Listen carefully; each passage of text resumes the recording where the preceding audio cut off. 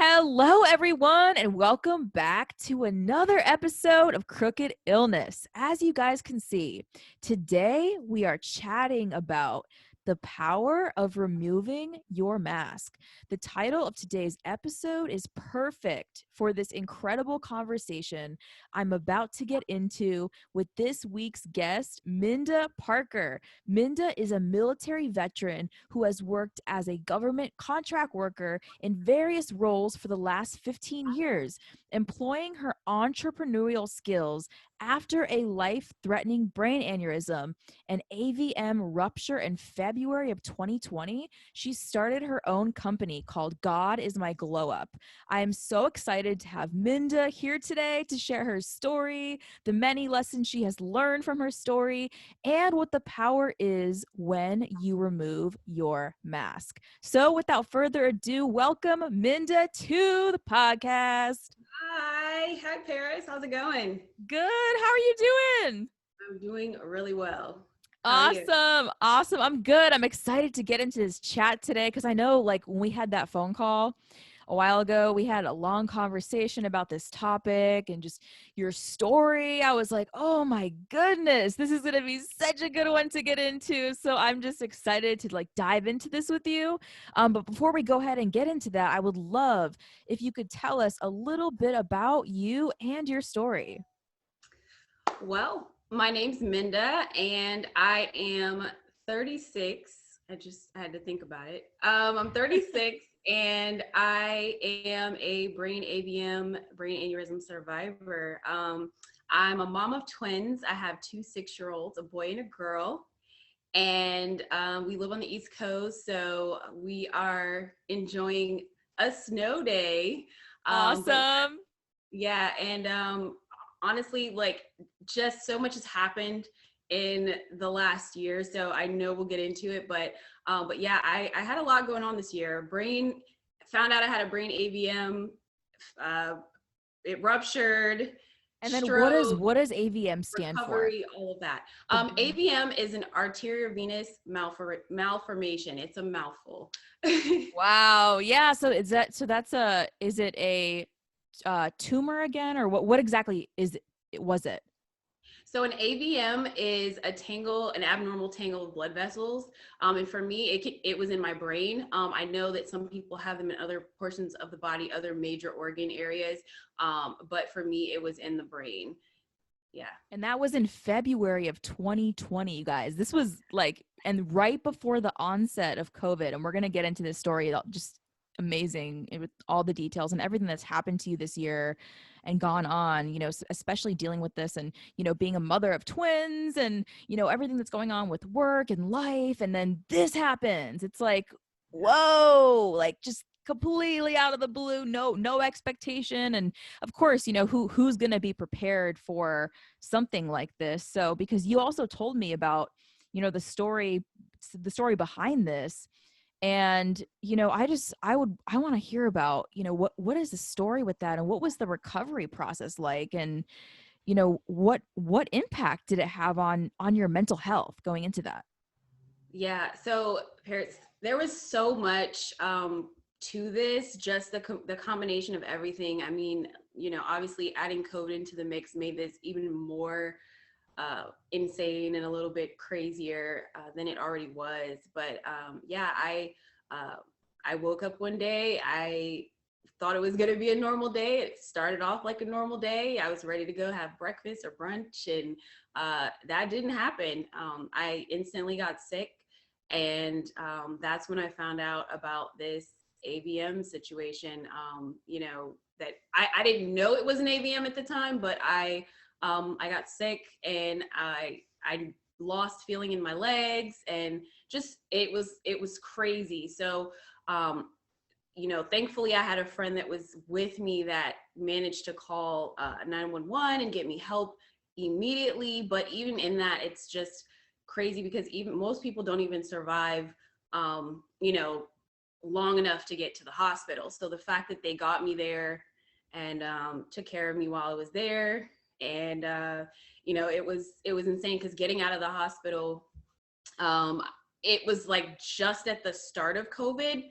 So like for me, I was able to have, visitors while I was in the hospital. So fortunately for me, like that part of my mental health experience as far as being in the hospital was, I guess, what most people would consider to be normal, because you just, it's kind of like recovery, hospital setting, normal type of setting. But yeah, it getting home, I was supposed to start physical therapy because obviously with all of this, I'd had a stroke. So I had paralysis in a portion of my right side. And there was no physical therapy at all because Wow, COVID. because this happened in February, right? So in February this happened, and then what was the timeline like? So this happened in February. When did you go back home? I actually was released. I was in the hospital for 2 weeks. And I was released after 2 weeks of being in the hospital. And then I was home from that point on. I mean, I fought really hard for them to release me because they wanted to keep me in the hospital, and they wanted me to have like occupational therapy while I was in the hospital. They wanted me to kind of do like an inpatient type of deal, like be in the hospital and then work with therapists. Like you see some people that are in the hospital and then they go to like a therapy section of that hospital, Yeah, yeah. but you stay in the hospital. And that's what they initially wanted me to do. And I was like, no, I want to go home. I want to go see my kids. And I was like, what do I need to do for you guys to let me go home? And so I worked really hard for 2 weeks with the physical therapist and occupational therapist at the hospital. And they said, if you can do the stairs before you leave the hospital, we'll let you go home. So I did those stairs. Wow. Because I remember you telling me about that, with like the process of coming home and then not having physical therapy. So like you didn't have physical therapy for how long?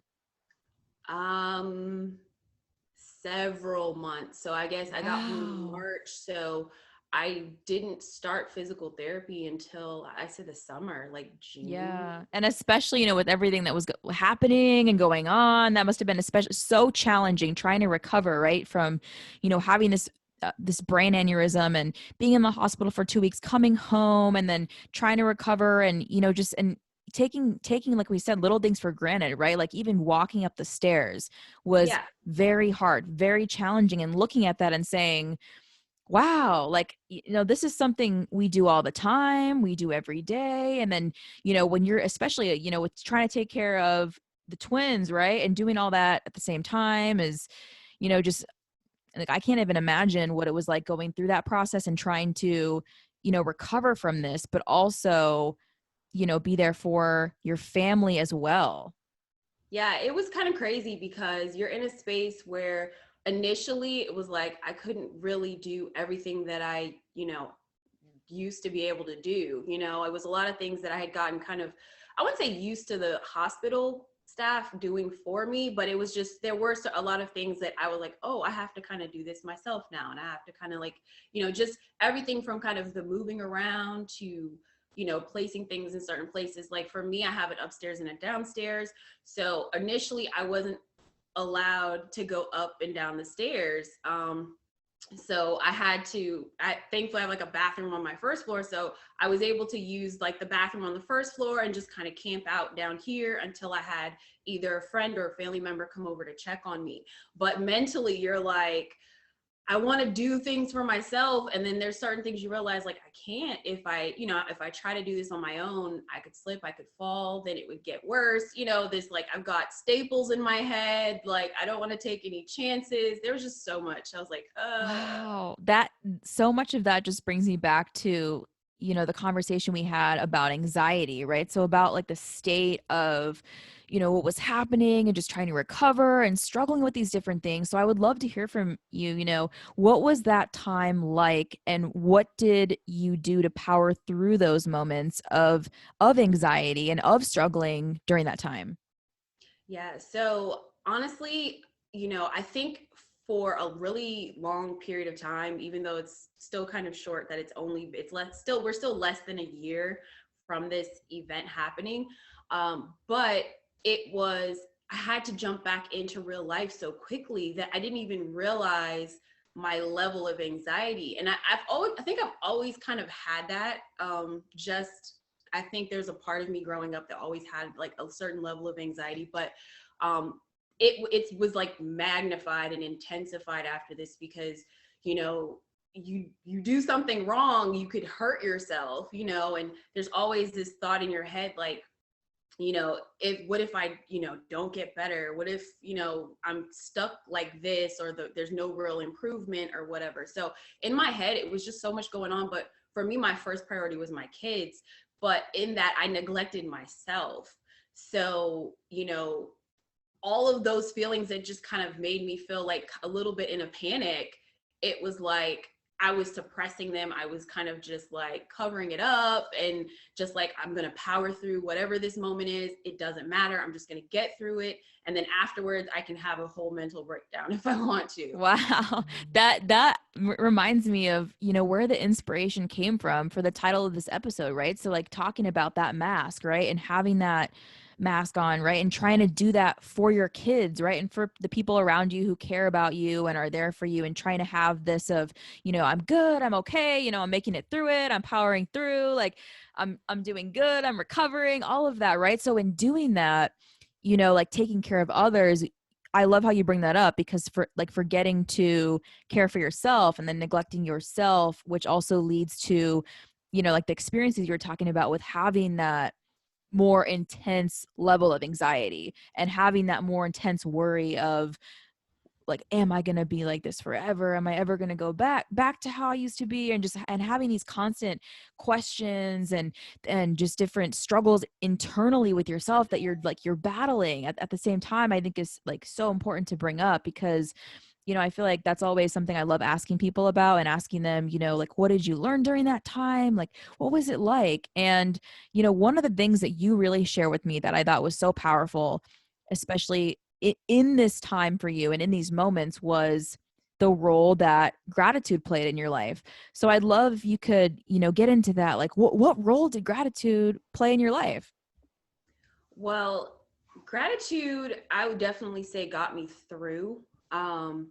Because in every moment that I would felt disappointed within myself or disappointed with myself, I had to grab onto whatever I was grateful for in that moment. And it's a lot of times, especially if you deal with any type of anxiety or any type of like mental illness or anything like that, it's a lot easier said than done. You know, we all know it's easy to say, well, I had to just kind of, you know, hold tight to, you know, good thoughts, or I had to hang on to my faith, or whatever, you know. It's like it's easy to say, but it's a lot harder when you're in the moment and you're literally having like, you know, either a breakdown, or it's like little bombs are exploding inside of you, and you get hot and you're shaking and you're like, wait, hold on, like this is too much right now.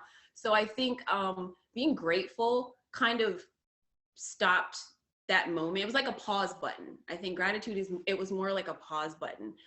We always forget, you know, things. We take things for granted. We're humans. It just happens. But being grateful that I was still alive for my children, you know, the same children that I was stressed about, like, am I going to be able to do this? Am I going to be able to do that? And I'm like, I'm here. I'm here with them. I'm here for them. Like, let me pause and kind of take that in. Let me look at them. It's, you know, a lot of the times if we don't see things in front of us, we don't appreciate it. So Yes. it was like, let me stop. And I'd be like, look at my kids, and I'd be like, come here, mom wants a hug. Like, let me look at you. Oh, Let me see, you know. And so there was just a big part of me that just had to kind of like slow it down a little bit and say, okay, you have this right now, and you're grateful for it. So yeah, gratitude is everything. It oh totally is. my, it is everything. And I love how you talk about pausing, right? And being there in that moment. And because it is so hard, like when you bring that up of when you're dealing with something, struggling with something, overwhelmed by something, to not be able to do that, right? To not be able to really almost have awareness of it, because we almost get so overwhelmed by the situation, the moment, what's happening around us, that it becomes very challenging to do that. But I think the fact that is something that was a staple for you and was helpful for you, I think is so important. And like, I always love like conversations about, you know, gratitude and the benefits of gratitude, and you know what it does for you on a daily basis, and being able to really appreciate where you are in your life, the relationships you have, and like being able to, like you said, physically see your children, right, and spend time with them, and be around them and really appreciate that. Because I feel like sometimes it, with so much going on all the time, we really do get lost in that and kind of, lose a sense of appreciation for what we have in front of us, and what we've done, what we've accomplished, what we're working on, instead of, getting lost in this struggle of what isn't working and what is hurting us and what has affected us in the past, and instead trying to look more towards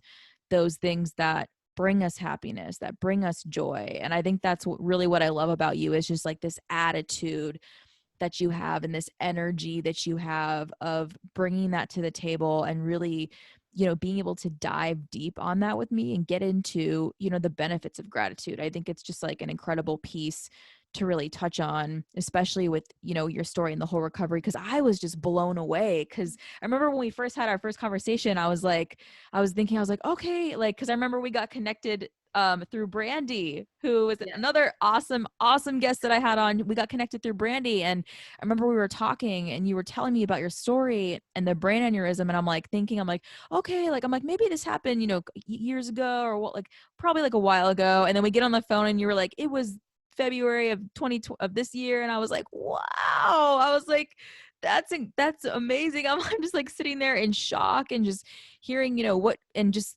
the whole layout of how it happened, right? Like how this is just a regular day. And that's really a commonality I see in a lot of these stories, right? Is people, like we go about our days, we have everything planned, and then Yes. boom, like you can't Yep. get up, can't walk, and then you said you had a stroke as well, recovery. Right. Yeah. So Yeah, just, I literally like um it was like it's hard because it's like literally just as quick as you can turn your hand around was as quick as I lost feeling in my legs, and I started throwing up. And these are all signs. So for anybody who just, may wonder what it looks like when someone has, you don't think that what's happening is happening. There's no one that really kind of walks through their day-to-day life like I may encounter someone who has a brain aneurysm today, and it's good to know the signs. And so for me, I was so confused. I didn't know what was happening. One minute you can do things and the next minute you can't control anything. So yeah. wow. And I also remember you telling me about, just kind of like the challenge and the struggle of explaining to people that there were things that you could do before, right, that were harder now, right? So kind of like you told me a little story about that. I mean, you could bring it up again. I think it was so good the way you described that, just talking about like there was a moment where, I think you were trying to do something and it was just you weren't able to do it the same way, but like trying to let people know, what went on, and kind of like trying to communicate that, and just, let people know what happened and what went on, and like the gap there, and having people not understand it and not know what it is and all of that. Yeah, it's really interesting because there's a lot of people out there that, if you've had a stroke or anything like this, you can look perfectly normal on the outside and look like nothing happened, but you may have, like for me, my right side was affected. My brain bleed was in the left side of my head, so my right side was affected. So the use of and I'm a right-handed person. So all of this forced me to learn how to use my left hand, which now I can Wow. shoot a basketball a little bit better on my left side than I ever have in my life. But yeah, it's crazy because I was so used to doing things with my right hand, and then it was like, okay, well, your left hand is dominant now, so you got to learn how to do more things with that side. So just everything, the whole flow of it all, and then recovering, just you have to walk slow. If I don't walk slow, you can trip, you can fall. When you're in the hospital, they make you wear this fall wrist bracelet. It's really hideous with the whole ensemble that they put you in with the gown. It's all bad. Yeah. But it you have to, because you think you're stronger than you are, and so you kind of try to push yourself to do things and you're like, nope, can't do that yet, or you don't see things, your visions change, your my peripheral vision was affected. So distance and the space between things as well. So there are things you learn how to do. For me, once I got accustomed to being in my house again, it was easy to move around. But when I go to like big stores or whatever, fortunately, I don't really have to because of COVID. But if I have to go to a store, I usually will go with a friend, or I just have to kind of like touch things with my elbow so that I know that I'm not gonna like just completely run into something. So yeah, it's Yeah. it's a lot of adjustment, but especially when you're just used to being independent, get up and go, not think about it.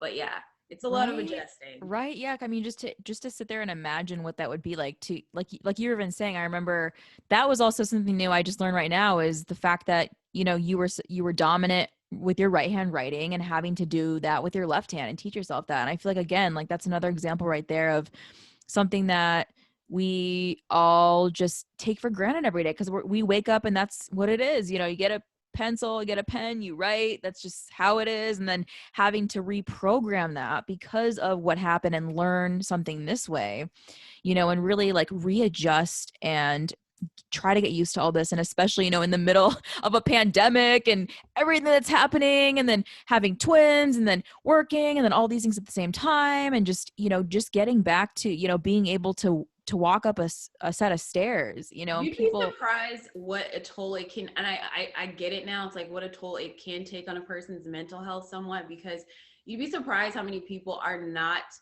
understanding of this, are not empathetic at all, or because they can't relate, as we like to say, can't relate, or they don't care to relate.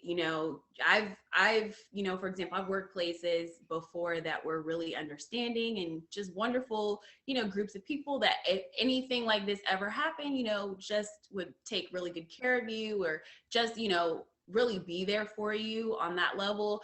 And then going from certain situations like that to where, being in a situation where they don't care, you're just a number and they don't care. They, you may have, like for me, I have to see a neurologist. I go once a year for my angiogram procedure, which is a quick surgical procedure that they do. And I have follow-ups and things because there's still residual things from this event that I have to get checked for. And fortunately for me, they actually were able to remove this AVM, but I know in other cases, there's been cases where, in certain cases they've grown back, which is why you get checked, because they want to make sure they didn't miss anything. They want to make sure nothing's growing back, that type of thing. Because if they do grow, nobody wants to go through this all over again. So there's just a lot of things after the fact medically that you have to kind of stay on top of. And if you don't have someone who's understanding, everybody talks about that work-life balance. You don't have people that are understanding of what you're going through. It makes it really difficult to just get through, and top that with kids and, managing your house and just all of that. It's a lot. It's a lot of work. Oh yeah, especially, the point of, like people who don't understand and like don't know how to respond to that, or like just like have an understanding and help you out through that process. And that really brings me to the point of, the topic of mental health and mindset. And I really wanted to ask you, like, if you believe for yourself, is there a relationship between mental health and mindset? And if so, what does that look like for you? Um, I know for me, a lot of my there's a strong correlation for me, of my faith and my mental health, combined. I'm not one of those people that believes at all whatsoever that, you know oh, you can have, a faith, or fellowship, with your church, or your, that sort of thing, and just ignore your mental health, and you don't need a therapist. That's absolutely false. I am an advocate of doing whatever you can that helps you become a better person. And a lot of times we need the combination of community and family and faith and, mental health, access to mental health